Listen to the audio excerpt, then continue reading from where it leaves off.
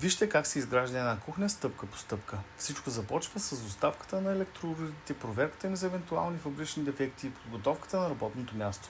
Долните модули се подреждат, нивелират и свързват последователно в една обща и стабилна конструкция. След това се вгражда хладилникът и се монтира чекмеджетата. Всички изрязани участъци от плота се обработват с пело.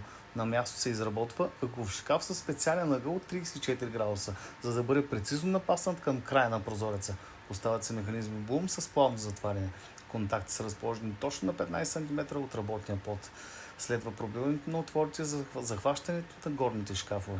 Отворите се запълват с монтажното лепило, поставят се дюбелите и се изчаква лепилото да стегне. След това се монтират горните шкафове. По цялата дължина на 5-метровия плот е оставена равномерна фуга от точно 1 мм, която е прецизно запълнена с силикон. Кухнята е напълно завършена, с изчистени бели фасади, дървесен плот и отворени рафтове. Крайният резултат е светло, практично и хармонично пространство. Мебелисти Варна.